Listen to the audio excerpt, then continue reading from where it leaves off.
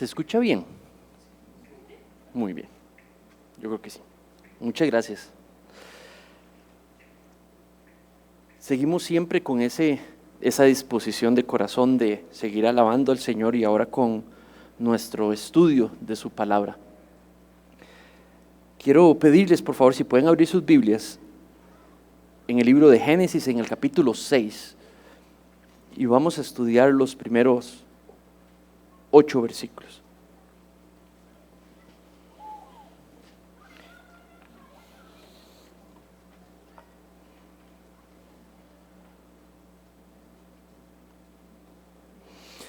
Voy a leer desde la Nueva Versión de las Américas, y dice así: Aconteció que cuando los hombres comenzaron a multiplicarse sobre la superficie de la tierra y les nacieron hijas, los hijos de Dios vieron que las hijas de los hombres eran hermosas y tomaron para sí mujeres dentro de todas las que les gustaban.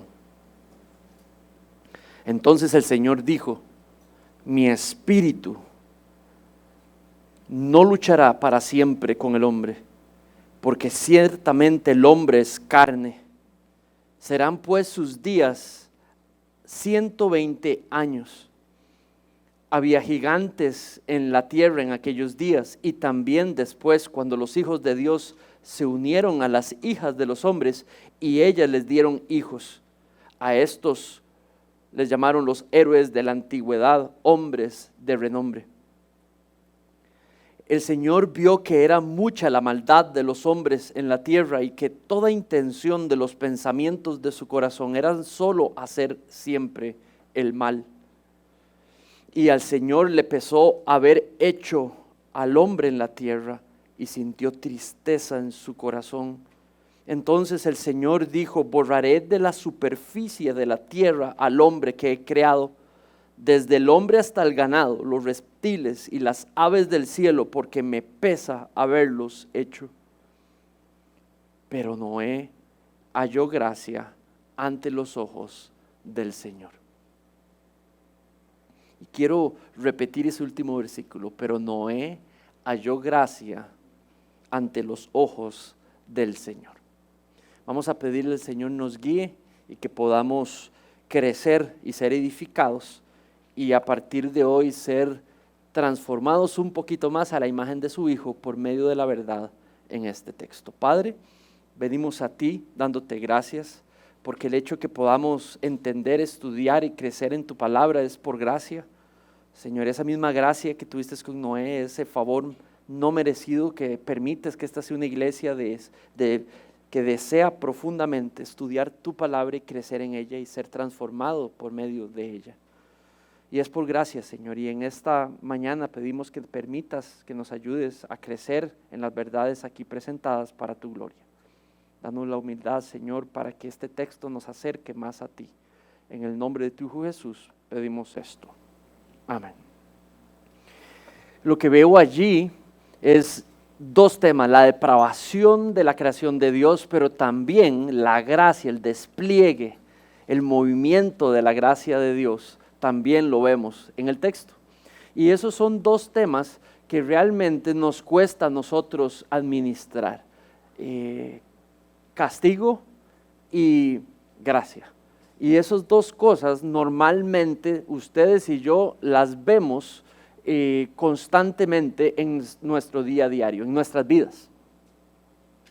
Ahora, ahí están puestas de una manera bastante fuerte y cuesta ver esos dos temas, pero debemos de aprender, debemos de crecer en la interacción de esos dos temas. Es súper necesario para vivir una vida espiritual. Gracia e ira santa de Dios, gracia y castigo por nuestros pecados, gracia y disciplina. Hace muchos años, cuando era niño, mi papá se acercó y me dijo: Manri, tenemos que hablar. Y nos sentamos, y yo sabía que era algo serio, porque éramos solo él y yo, y nos sentamos, y él me expresó que durante un mes él había decidido yo no podía ir a jugar fútbol en la escuela, en el equipo del que yo era parte. Y luego me argumentó que la razón era mi arrogancia. Y cuando me dijo arrogancia, me dijo que había recibido un reporte de un profesor sobre mi falta de respeto hacia él. Y que podía ver en mí una falta de humildad y una arrogancia descrita a él o practicada a él. Y el reporte me ponía en mal con mi padre, pero era realmente la verdad. Y papi me castigó. Y por un mes me castigó nada de fútbol. Y para un niño hiperactivo, amante de fútbol, realmente era un castigo fuerte.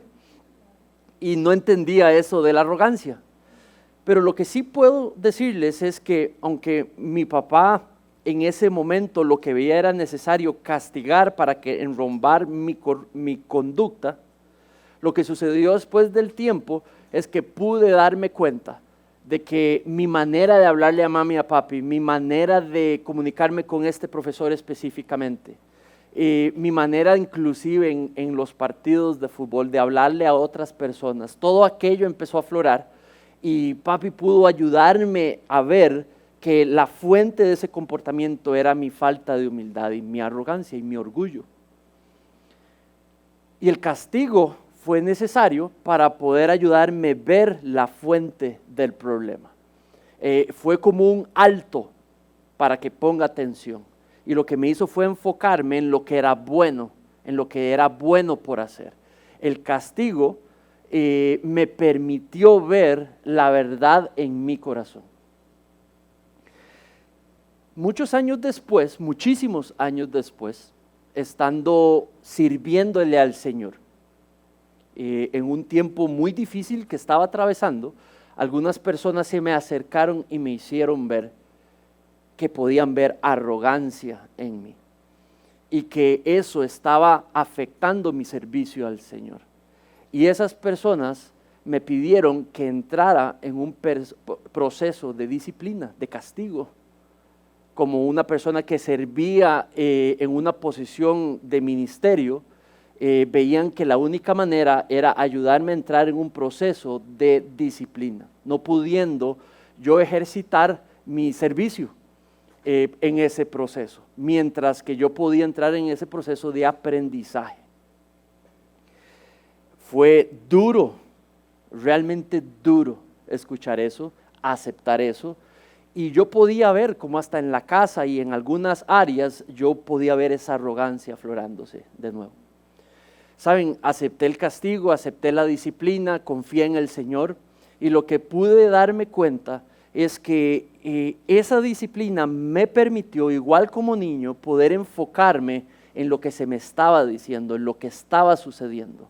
En mi comportamiento había una fuente de ese comportamiento y estaba en el corazón y me permitió ese tiempo de castigo, porque fue literalmente un castigo, una consecuencia, enfocarme en mi corazón y ver al Señor que volviera a permitirme entender para qué le sirvo, para qué vivo, y pudiera yo ver la gracia del Señor mostrándose por medio de ese castigo. Y vi el favor no merecido de Dios de, a pesar de estar caminando en arrogancia, poder hacer un alto y poder dejar que el Señor me enrumbara. Entonces allí les estoy mostrando dos maneras donde está el tema del castigo, de la transferencia de consecuencias por el pecado y cómo son parte del tema de la gracia, de ese favor no merecido de Dios que utiliza ese segundo tema espinoso para llevarnos donde Dios nos quiere llevar. ¿Tiene sentido? Hace unas semanas compartí con ustedes sobre la necesidad en Ucrania y por medio de una misionera específico nos hizo ver cómo pastores que están trabajando allá en medio de esa situación, sin trabajo, sin salario, ya inclusive teniendo problemas para comer ellos y la familia de ellos, de los pastores, y cómo el Señor allá, viendo los efectos del pecado allá, que les hace a esos pastores y a todas esas personas pasar por tal incertidumbre y dolor y sufrimiento, y cómo estos hombres tratando de servirle a esas personas para presentarles el evangelio, de pronto ellos escuchan que de Centroamérica una iglesia pequeñita les envía dinero. Y eso fuimos nosotros. y vieron cómo en medio de su contexto ven los efectos del pecado por todo lado y de pronto ven la manifestación y el despliegue de la gracia de Dios, no de una iglesia de Alemania o de una potencia rica, pero de un país pequeñito, les envía dinero que necesitaban para comer. Y lo que vieron es pecado alrededor de ellos, consecuencias, efectos de la depravación del hombre alrededor de ellos, pero ven el despliegue de la gracia de Dios. Entonces, estos son dos temas que son parte de la vida diaria, ¿verdad? Los efectos del pecado en la creación de Dios y el despliegue de su gracia.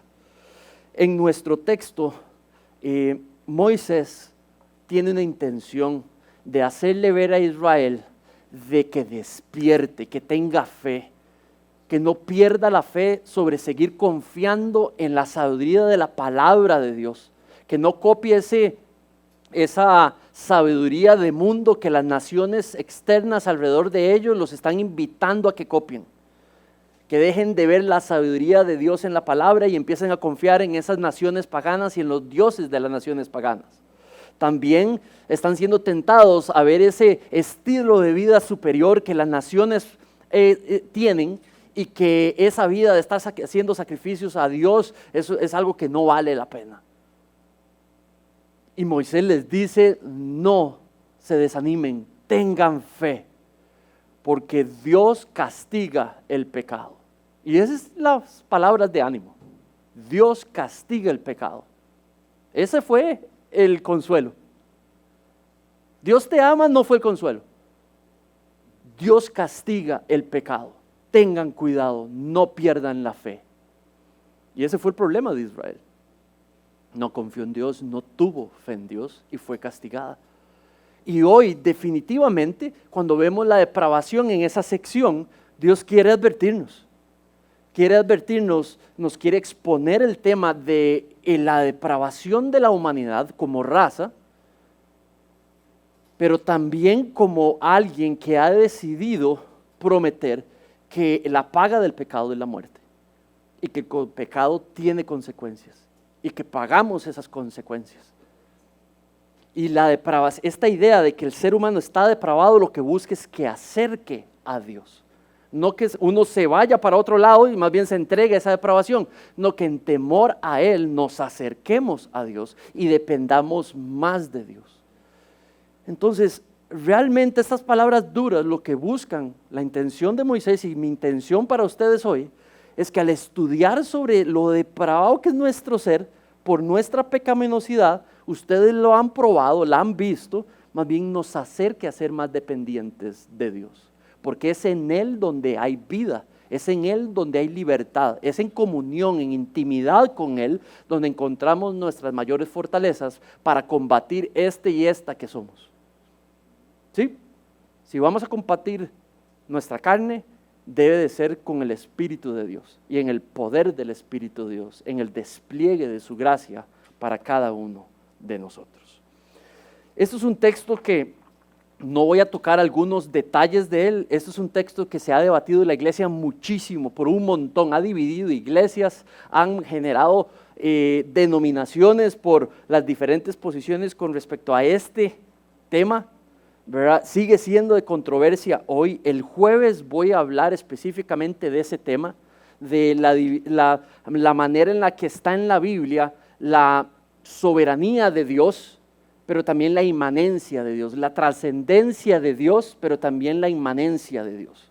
Eso quiere decir, Dios trasciende, ¿cómo vamos a hablar de que Dios cambia? Cuando Dios no cambia, porque Él no es como nosotros. Pero ¿cómo hacemos en la Biblia si en la Biblia dice que Él llora y sufre? Dios llora, le salen lágrimas. Esa es la inmanencia de Dios. Él se ha presentado a un mundo y se ha descrito por medio del lenguaje humano. Entonces entendemos que este es un Dios que se relaciona con sus criaturas y habla en lenguaje que es entendible para sus criaturas. Pero también sabemos que Dios no es ser humano, Dios es Dios. Dios llora, Dios cambia. Esa es trascendencia de Dios versus la inmanencia de Dios, la manera en la que Él se relaciona en el mundo con las criaturas que Él creó. Entonces el jueves voy a tratar de tocar esos dos temas porque nos permiten entender un poquito la manera de manejar como en la Biblia están los vocablos describiendo el carácter o las acciones de Dios. Entonces, lo primero que quisiera compartir con ustedes esta mañana es que Dios allí en el texto detuvo el gran mal que estaba corrompiendo la creación. Y lo vemos en los primeros 4 versículos. Este mal, lo que vemos allí es extendiéndose por toda la creación.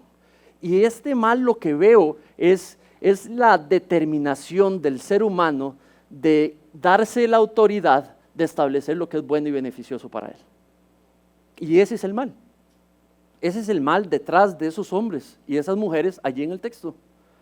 Es natural del ser humano independizarse de Dios, lo hemos visto desde el inicio, la independencia del ser humano, declararse independiente de Dios para establecer lo que es bueno para él o lo que es bueno para ella. Y ese es el mal que se esparce por toda la creación. Dice el versículo 1, cuando los hombres comenzaron a multiplicarse, ese era el mandato de Dios, que se multiplicaran, que poblaran la tierra. Eso no está mal.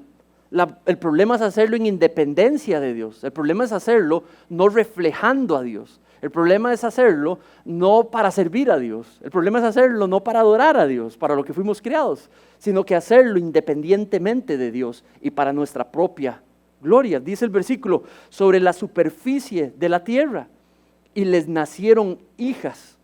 Entonces, cuando dice los hombres, es un término general para la humanidad. Cuando Moisés está hablando de ese tiempo, está hablando que todos los hombres, la humanidad se multiplicó. Es un término, creo yo, general. Sobre la superficie de la tierra, eso quiere decir sobre todo el mundo conocido. Y dice que les nacieron hijas, eso quiere decir que se multiplicaron. Saben, Dios había mandado a hacer esto, pero el problema era haberlo hecho en independencia de Él.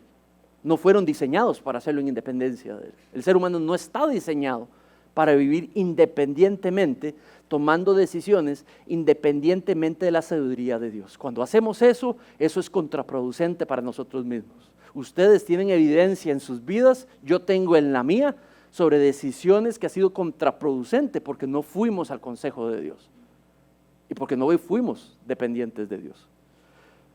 Cada uno hizo lo que consideró bueno en el texto. Esa es la naturaleza suya y mía. Considerar, hacer las cosas nosotros mismos considerando lo que es bueno. El versículo 2 dice, los hijos de Dios vieron que las hijas de Dios eran hermosas y tomaron para sí mujeres de entre todas las que les gustaban. Nada más observa, trata de detenerte ahí, pon tus ojos ahí en tu texto, en tu versículo. Observa las palabras escogidas por Moisés. Esto es gramática escogida con propósito. Cuando dice los hijos de Dios, yo creo que está hablando de seres humanos.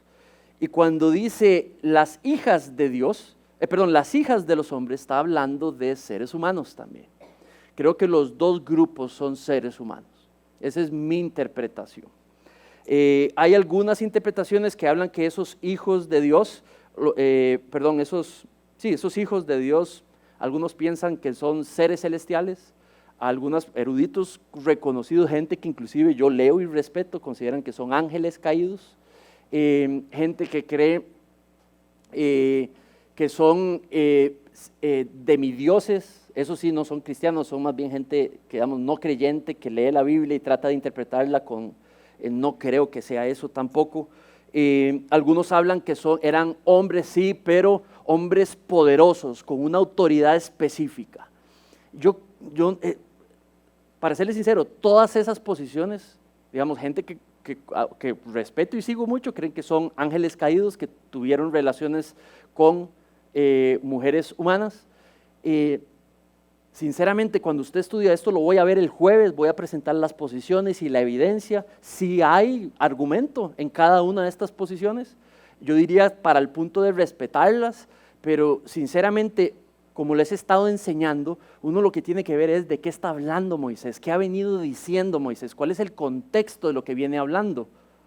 Entonces eso le ayuda a uno a interpretar en el contexto, la mejor interpretación, no con datos externos de la Biblia, ni con datos fuera del libro que estamos estudiando. Lo más simple para ver es que las hijas de Dios, los hijos de Dios son los descendientes de la línea de Set, y que las hijas de los hombres son los descendientes de la línea de Caín.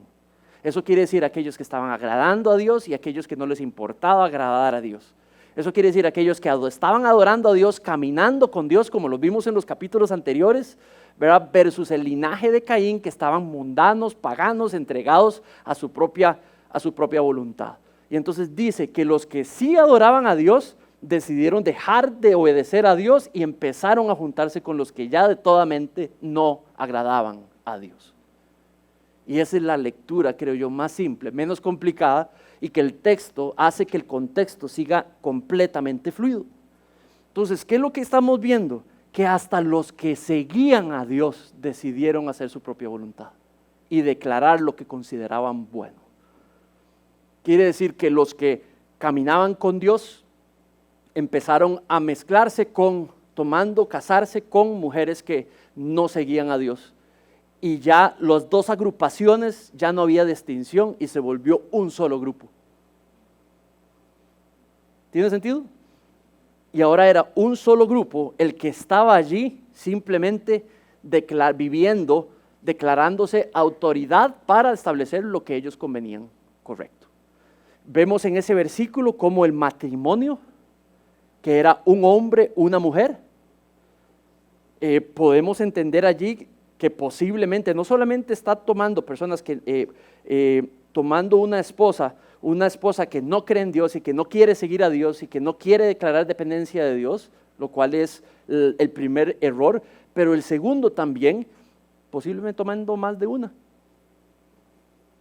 Y vean el sistema de discernimiento y sabiduría, si les gustan. Dice que veían las mujeres y decían, bonita, no tan bonita, voy una, dos de las bonitas. Dice que así es como escogían.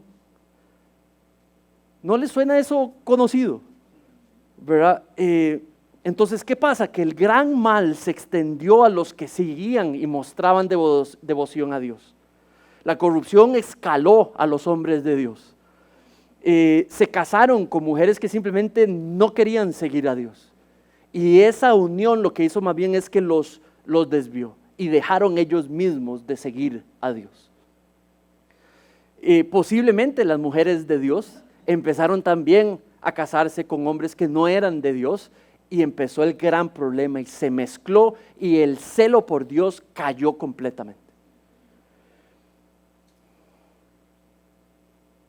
Eva vio, deseó, le pareció buenísimo el fruto para comer, aunque sabía que estaba prohibido, lo vio como excelente oportunidad para ganar sabiduría cuando Dios era el que le proveía sabiduría. Y dice que inmediatamente Eva comió. Mira las mismas palabras, dice que las vieron hermosas, desearon su hermosura y las tomaron como esposas. El mismo patrón. Ahora el juicio de Dios cae sobre ambos grupos, sobre el mismo grupo que ya se había juntado. Pero ambos linajes de Caín y de Set simplemente se juntaron. Y ahora es un solo grupo bajo el juicio de Dios. Entonces se extiende este mal en la creación. Y el Señor simplemente no permitió que el permanente continuar de este mal. Mira versículo 3 y 4. Entonces el Señor dijo, mi espíritu no luchará para siempre con el hombre, porque ciertamente él es carne, no luchará para siempre. ¿Sabe? Esa palabra no luchará para siempre, creo que lo que significa es no permitir que continúe así. seres humanos que Dios creó para reflejar su imagen en un contexto de completo pecado, era profundamente hiriente para Dios, y Dios decide no permitir eso. Ahora quiero retomar allí. En mi versículo dice, mi espíritu no luchará. En algunos de sus versículos dice, mi espíritu no permanecerá. Eso es una diferencia entre las versiones. Entonces, por ejemplo, en la Biblia de las Américas dice, mi espíritu no luchará más, o no luchará siempre. En la internacional, por ejemplo, dice, mi espíritu no permanecerá. Entonces, dependiendo de cómo interprete, esos dos traductores interpretaron distinto. Uno es, no voy a luchar con el espíritu del hombre que es pura carne, pura mundanidad, ¿verdad? Entonces le voy a dar 120 años y viene el diluvio. En la segunda dice, mi espíritu no permaneceré más, porque el hombre es pura carne. Entonces ahora van a vivir solamente 120 años. Uno tiene que ver con el tiempo de gracia antes del castigo. Uno tiene que ver con ¿qué? Con que ahora se recorta la edad de estar viviendo 800 y 900 años, gente viviendo así, no más. Castigo se reduce a 120 años de límite de vida, ¿sí? Igualmente esta diferencia divide los eruditos y los autores que conocemos, ¿verdad? Y ven que hay ambos grupos con muy buen argumento. Yo igual tengo que tomar una decisión, y la decisión que he tomado es la primera. Utilizo la traducción, mi espíritu no luchará para siempre con él. ¿Por qué? Porque, por ejemplo, Noé vivió 500 y pico años, Abraham vivió como 190 años, hay varios que siguieron viviendo un montón de años, y se recordó a 120 porque ellos sí vivieron más. Segundo, porque en realidad en la palabra allí del vocablo está hablando primariamente de, digamos, de no más. El término lo que significa es no más. Y por eso tiene sentido que más bien sea un periodo de gracia para que haya arrepentimiento, posiblemente, no lo sabemos, pero estoy induciendo, ¿verdad? Deduciendo, para que tenga tiempo Noé para poder testificar que viene el juicio de Dios y que se arrepientan, ¿verdad? Porque sabemos sobre la gracia de Dios, ¿verdad?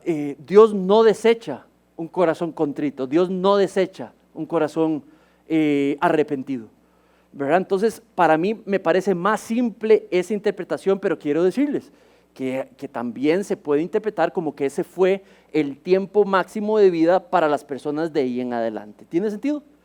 ¿Verdad? Igualmente no lo veo como catastrófico si uno toma una posición o la otra. ¿Saben? El Creador, dador de aliento de vida, retiene el derecho a darlo más. Si es su presencia la que le da vida a las personas, pero esas personas empiezan a vivir para su propia gloria y lo que hacen es despreciar su presencia en ellos, Dios quita esa relación y comunión con ellas, y por ende viene la muerte a los seres. Entonces, la razón aquí del castigo es la depravación moral del hombre. El versículo 3 dice, porque ciertamente él es carne. Esto creo que lo que se está refiriendo es a la pecaminosidad, a la naturaleza pecaminosa de nosotros los seres humanos. Tenemos esa naturaleza de desobedecer. Es cuestión que nos den un mandato y nos digan, David, no hagas eso, Manrique, no hagas eso, y uno empieza ahí como, no, ¿y por qué no? Pero si yo quiero, ¿verdad? El mandato normalmente nos permite, la ley nos permite ver nuestro pecado. A veces no, a veces somos sumisos y obedientes, pero a veces no. A veces en nuestro corazón batallamos con la ley. Y la ley nos muestra nuestro pecado. Entonces, aquí, eso es lo que está diciendo. Eso es lo que habla de nuestra depravación. De que en nosotros nuestra naturaleza no es ser buenos. Nuestra naturaleza es más bien esa inclinación a no ser buenos. Muy bien. El versículo 3 habla de que en esta depravación se multiplicaron y que nacieron, dice el versículo, gigantes. Dice en el versículo 4, había gigantes en la tierra en aquellos días y también después, cuando los hijos de Dios se unieron a las hijas de los hombres y ellas les dieron hijos. Estos gigantes es una palabra que normalmente significa hombres de gran estatura, ¿verdad? Pero eso perfectamente puede ser metafórico. De hecho, hay un pasaje en la Escritura que habla de los israelitas cuando se encontraron con un pueblo específico. Ellos decían, nosotros parecemos como langostas, ¿cómo se dice? Como grillos, comparados con estos tipos. Y es completamente metafórico. Entonces, no hay nada allí que realmente permita pensar que estos son los hijos de las mujeres y de los ángeles, que crecieron de una gran estatura inmensa y que los seres humanos eran así. Es posible que hable de hombres de gran autoridad, muy violentos, que realmente tenían una gran autoridad en el lugar, pero a pesar de su fama y de su material, de cosas materiales, van a morir tal y como las personas que no tienen esa posición. El castigo le llegaría a todos. El castigo le llegaría a todos. Dios simplemente detuvo el gran mal que corrompía el corazón de la humanidad en ese tiempo y determinó juicio sobre ellos. También vemos a Dios enseñarnos, revelarnos en este texto que el pecado merece su juicio y que su intervención es necesaria para limitar la vida. Lo que nos muestra este texto es que la paga del pecado es la muerte. Lo que nos enseña este texto es teología sobre cómo piensa Dios. El pecado, la paga es muerte. Dios disciplinó la humanidad en ese tiempo y no la perdonó. No tenían salvador, no tenían mediador, no tenían redentor, murieron. Israel, no tenían salvador, no tenían redentor, tenían esperanza de uno, pero no lo tenían presente y fue disciplinado. ¿Y la iglesia? Ese es el tiempo en el que vivimos nosotros hoy. El pecado fue disciplinado, pero ya teníamos redentor, ya teníamos mediador, ya teníamos salvador. La oferta de uno. Y esa es la diferencia. Entonces, ¿saben? Dios evaluó la humanidad. En este pasaje Dios hizo una evaluación, hizo un examen de la humanidad. Expone lo incorregible de la manera de ser de la humanidad. La corrupción del individuo y también la colectiva, como la sociedad completa en ese tiempo tampoco servían para nada. Y habla que el problema está en el corazón. Dice el versículo 5, el Señor vio que era mucha la maldad de los hombres, refiriéndose a la raza humana. Dice, en la tierra. Está hablando de que se corrompió hasta lo más adentro, hasta lo más interno. Cuando habla de corazón, está hablando de un lugar donde están las intenciones, donde están las motivaciones, donde están los pensamientos, donde está la personalidad, de lo que sale la personalidad, de lo que sale la conciencia. Dice que no hay nada bueno en ese lugar. Mira cómo lo describe. Dice, toda intención de los pensamientos de su corazón son solamente hacer el mal. Y habla de una inclinación del ser humano.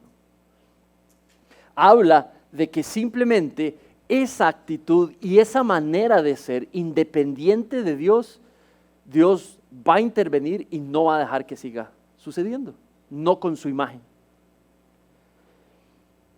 Saben, el problema no era externo en el comportamiento. El problema era interno en el corazón. La solución no estaba en hacerle que cambie el comportamiento. El problema era hacer que haya una solución para el corazón. Sigue siendo igual hoy, hasta con nuestros hijos. Debemos de invitarlos al cambio del comportamiento, pero el rol primario nuestro es que facilitar para que venga el cambio en el corazón. un ser humano con muy buenas intenciones y acciones externas no es bueno para mucho. Pero cuando el corazón ha cambiado por la transformación del ser, el comportamiento también cambia. Su manera de ver las cosas cambian. Papás, nuestro énfasis es el corazón. Es el corazón primero, para que venga el evangelio, para que venga la fe. Y posteriormente eso corrige el comportamiento. ¿Tiene sentido? Ambos son importantes, pero primero lo primero. Al resto de adultos, lo que Dios quiere constantemente transformar es el corazón. Y los comportamientos y conductas siguen su curso. Lo que vemos allí es que el ser humano es una caricatura de lo que Dios quería hacer con él. Lo diseñó para hacer algo, pero lo que termina siendo es una caricatura de la imagen de Dios. No debemos de encontrar mayor orgullo de nuestra capacidad. Deberíamos más bien de encontrar enorme celo en querer ser como Él, no tanto en lo que nosotros queremos ser. Su estilo de vida era hacer cosas que no le agradaban a Dios. Ahí podemos ver ahora el corazón de Dios. Mira el versículo 6. Y al Señor le pesó. Al Señor le pesó haber hecho al hombre en la tierra. Y ahí tienes una segunda diferencia enorme entre las versiones. Esto es lo que dice allí, le pesó haber hecho. En la Internacional dice, y en la Valera también, dice que se arrepintió. ¿Ok? Entonces, esas son interpretaciones diferentes. De lo que habla la palabra ahí, que le pesó, esto en el contexto de lo que viene hablando es una palabra muy parecida o la misma que Lamec mencionó en el capítulo anterior. Es la misma. ¿Se acuerdan quién era Lamec? Lamec es el papá de Noé.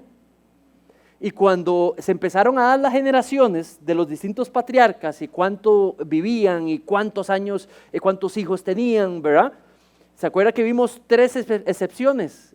Vimos justamente la última, en Lamec, porque dice que él expresa un lamento al Señor en una oración y dice específicamente en 5:29, dice que añora que Noé traiga el confort, el consuelo a la pesada labor que tienen por trabajar una tierra que ha sido maldecida por Dios.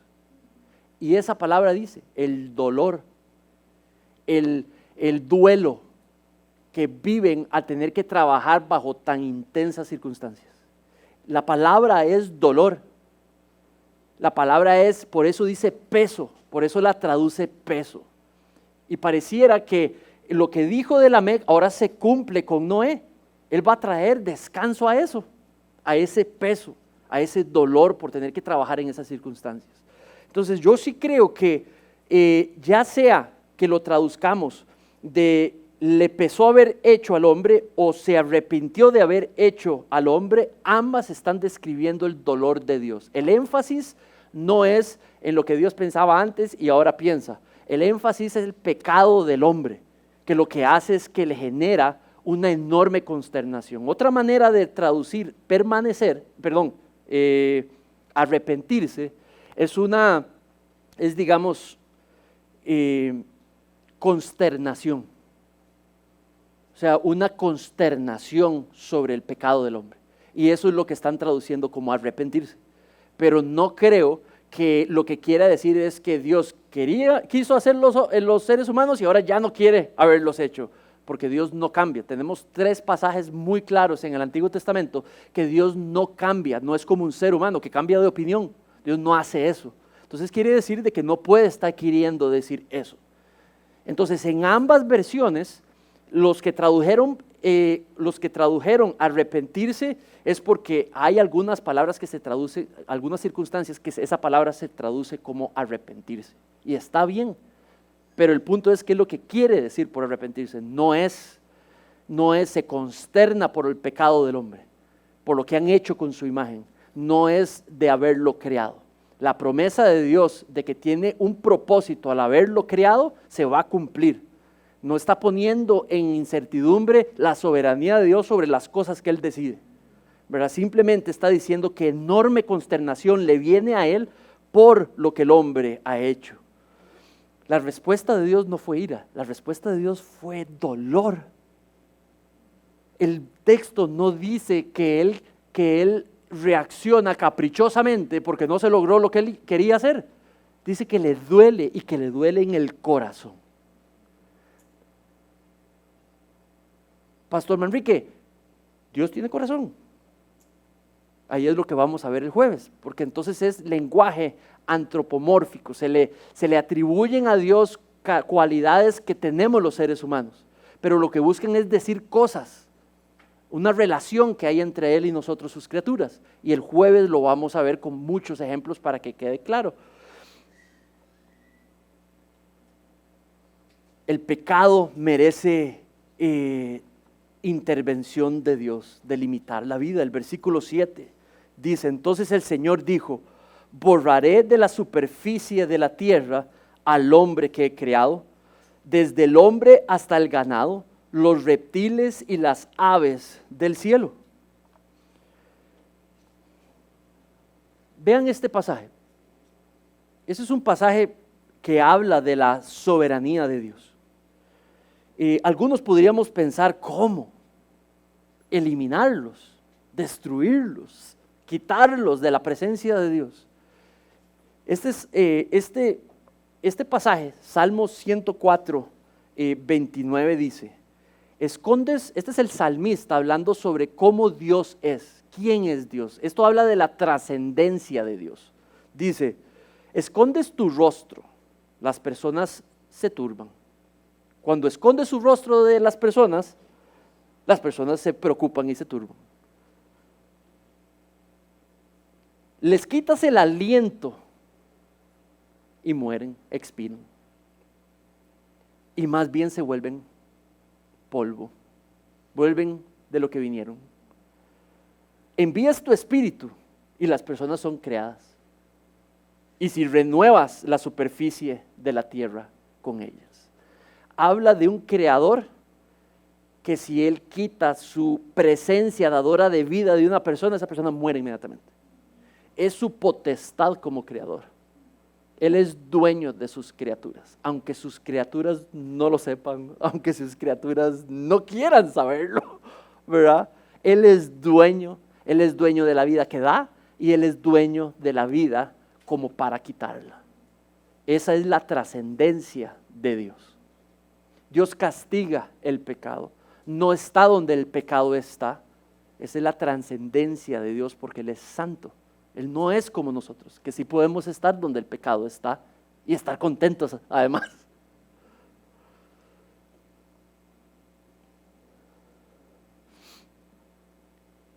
Entonces el castigo se extiende también al lugar donde el pecado se practicó. Parece que Moisés quiere darnos a entender que toda la creación se afectó por el pecado que practicaba el hombre.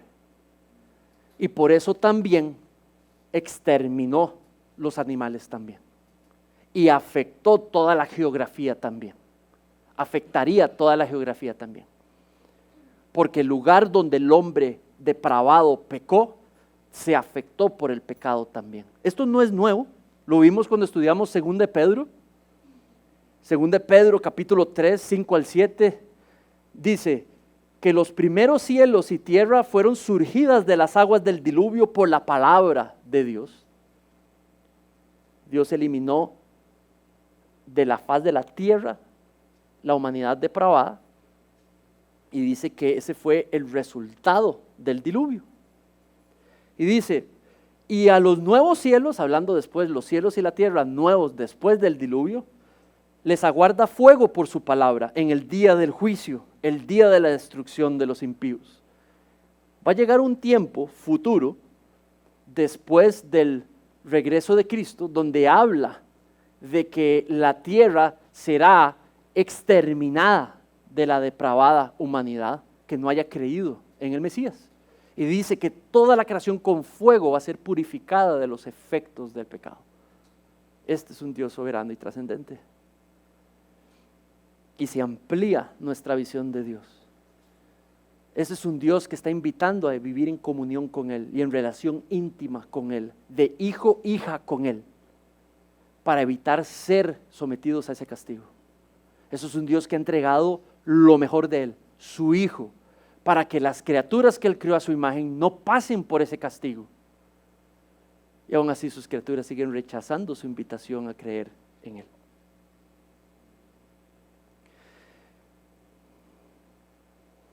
Mira lo que dice Romanos.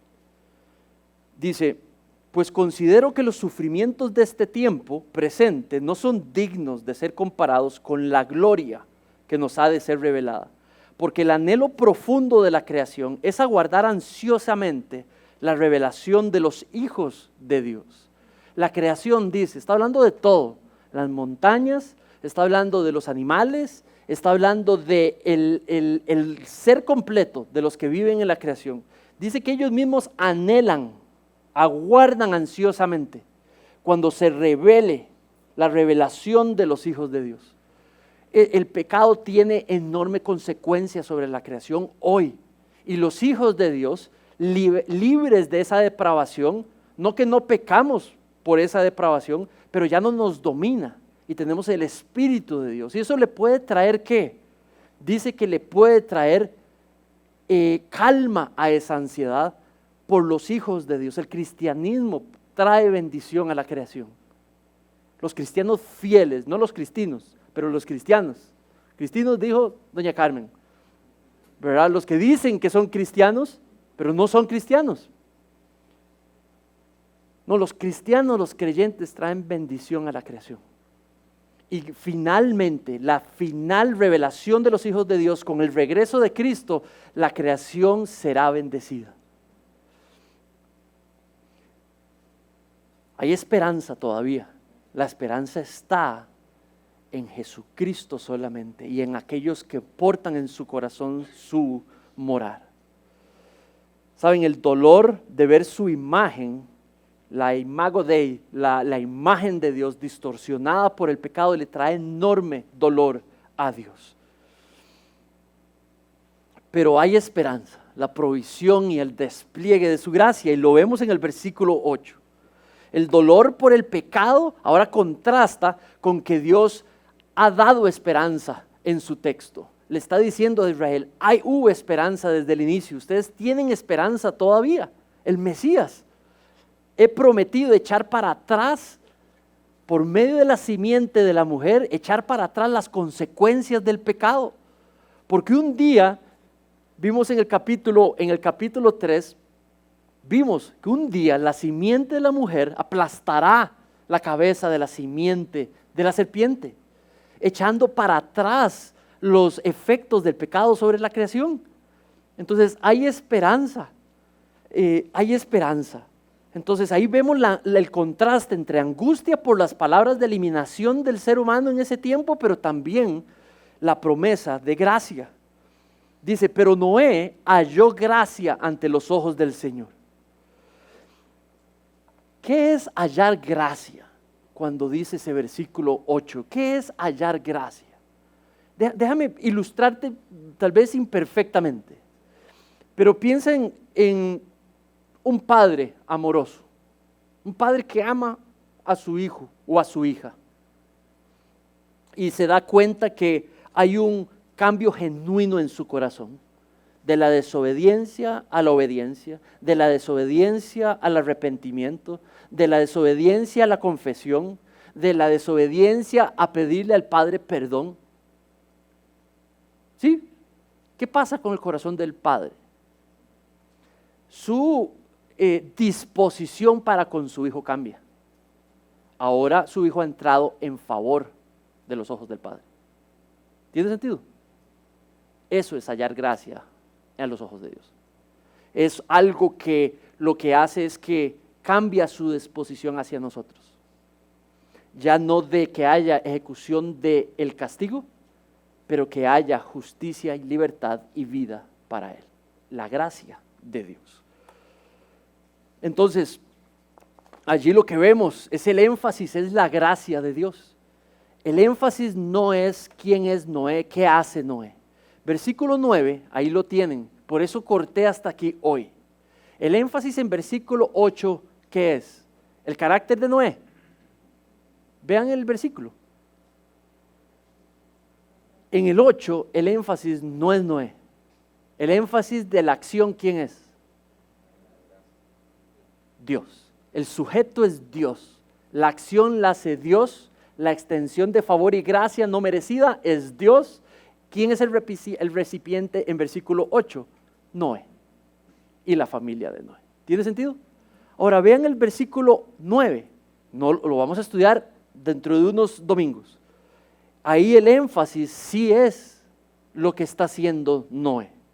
De hecho nos dice que era justo, perfecto entre sus contemporáneos y siempre andaba con Dios. Entonces no podemos negar que hay una conexión con la conducta y el corazón y actitud de Noé.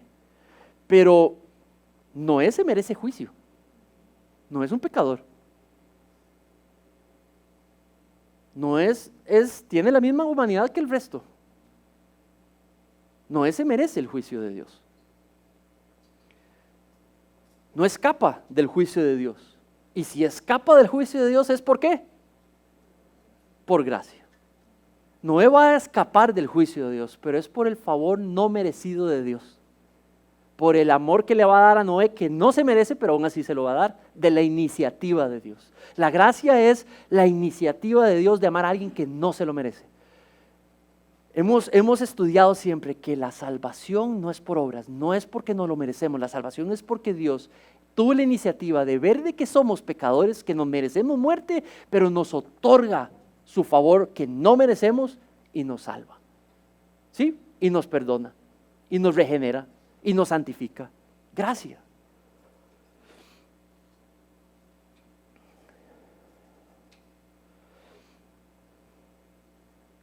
Pablo dice que es la fe lo que nos justifica frente a Dios. Mire este pasaje.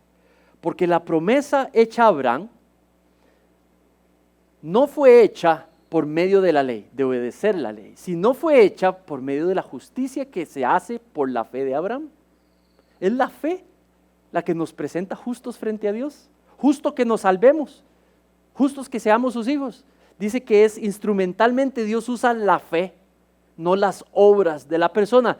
Ahora dice, por eso es por fe, para que esté de acuerdo con la gracia de Dios.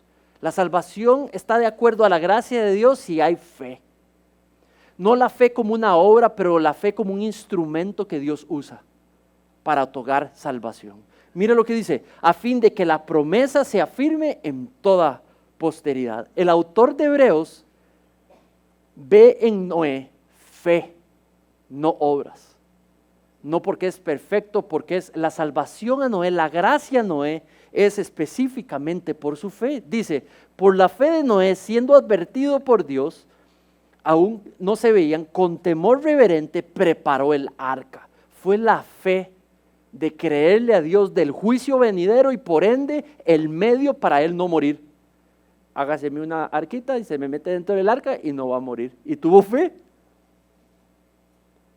Y si es cierto que por 120 años se burlaron de él y le dijeron, estás loco vos, en medio del desierto, una inundación, ¿de qué estás hablando? Estás loco. No estaban ni cerca de mares. ¿Me explico? No había como una posible inundación de un río que se sale y se desborda. No, nada. Estaba en medio del desierto. Una arca en medio del desierto. Estás loco. 120 años por la fe que lo movió, y dice que Dios usó instrumentalmente la fe para darle y extenderle y desplegar su gracia sobre él. Nunca creas que tu fe como obra te salvó. Es el instrumento que Dios usa para regalar salvación. Nadie escapa del juicio de Dios si no es por la gracia inmerecida de Dios, por el favor no merecido de Dios. ¿Saben? Ustedes y yo sabemos de que Dios desplegó su gracia y la desplegó en Jesucristo Él pagó por nuestros pecados y es por medio de este precioso nombre que ustedes y yo hemos recibido salvación, perdón, regeneración, restauración, justificación, santificación. Oremos. Padre, en esta mañana te damos gracias, Padre, porque vemos en nuestras propias vidas, vemos en el texto, Señor, podemos ser conocedores y reconocedores del pecado en nuestras vidas, del pecado en nuestra carne, en nuestra naturaleza. Padre, y al mismo tiempo podemos ver hoy, Señor, que por gracia nos has traído a una relación íntima contigo, porque desplegaste tu gracia. Señor, que en esta mañana podamos aprender que nos estás invitando a todos a caminar y depender de esta gracia más, de recordar el inmenso perdón y el inmenso amor que has desplegado por cada uno de nosotros. Que al ver, Señor, tu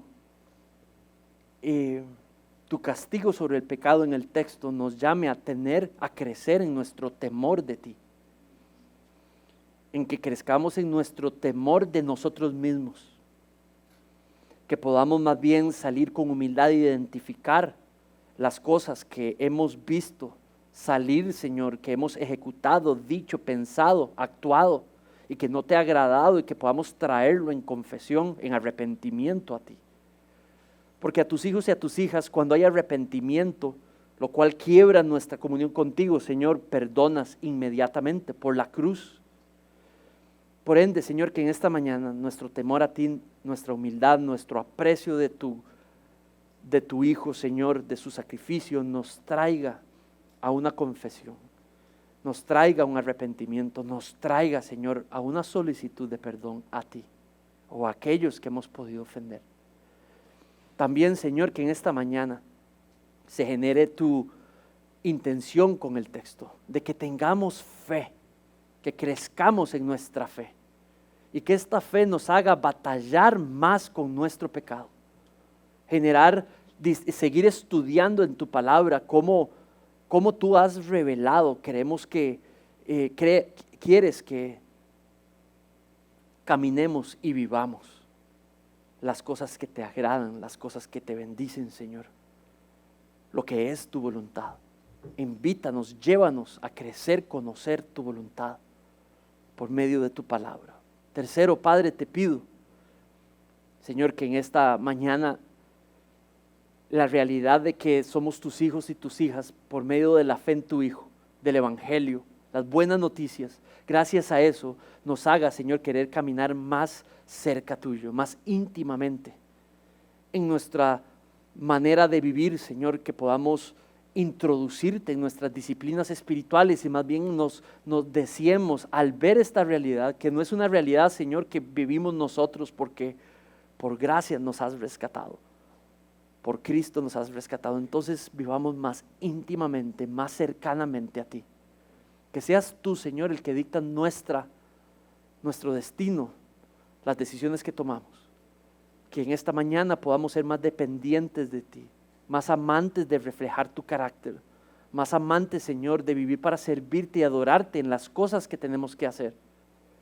Pedimos esto todo para tu gloria, en el nombre de tu precioso Hijo Jesucristo. Amén.